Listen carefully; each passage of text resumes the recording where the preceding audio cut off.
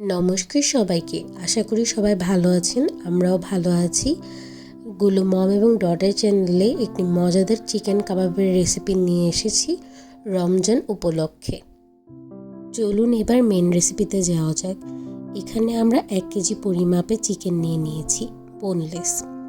সাথে আমরা নিয়ে নিয়েছি কাঁচামরিচ, ক্যাপসিকাম, পুদিনা পাতা, ধনিয়া পাতা, পেঁয়াজ এবং আদা রসুন। এবার আমরা একটি চপারের মধ্যে পেঁয়াজ এবং আদা রসুনগুলোকে দিয়ে ভালো মতো চপ করে নিব। একদম গ্রাইন্ড করব না, যেন প্রতিটা বাইটে অল্প অল্প কামড় লাগে। এখানে ধনে পাতা, কাঁচামরিচ এবং পুদিনা পাতা এরপর অ্যাড করে দিব, সাথে ক্যাপসিকামটাও অ্যাড করে দিব। দিয়ে এগুলোকেও ভালো মতো চপ করে নিব। একদম ফাইনালি চপ করে একটি বোলের মধ্যে নিয়ে নিব।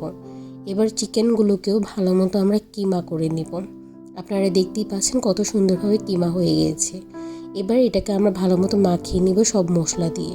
এখানে আমরা কিছুটা সয়া সস দিয়ে নিয়েছি, সাথে 1 চা চামচ মরিচের গুঁড়া দিয়ে দিয়েছি, 1 চা চামচ ধনিয়ার গুঁড়া দিয়ে দিয়েছি, অল্প একটু পরিমাণে হলুদের গুঁড়ো দিয়ে দিয়েছি।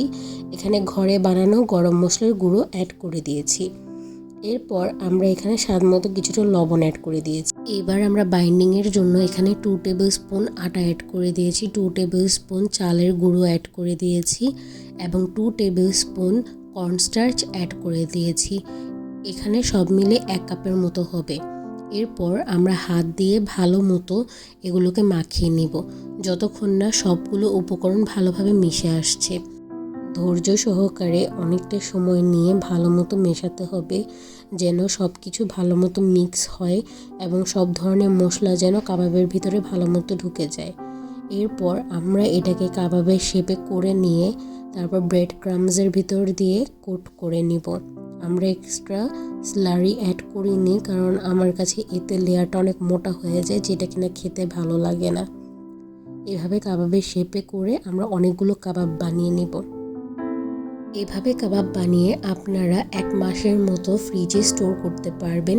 ডিপ ফ্রিজে রেখে দিবেন, ভাজার কিছুক্ষণ আগে বের করে তারপর এগুলোকে ভেজে নিলেই হবে।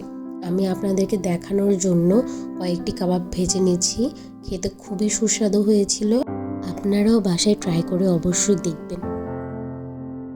কাবাবগুলো দেখতে যেরকম সুন্দর হয়েছে, ভিতর দিয়ে ওরকমই সফট এবং জুসি হয়েছিল এবং উপর দিয়ে ততটাই মচমচে হয়েছিল। আপনারাও বাসায় ট্রাই করে দেখবেন। একটি আপনাদের ভেঙে দেখাচ্ছি, কতটা সুন্দর হয়েছিল ভিতর দিয়ে। লাইক, কমেন্ট এবং শেয়ার করবেন, আমাদের পাশে থাকবেন, আমাদের ভিডিওগুলো শেয়ার করবেন। Bye bye.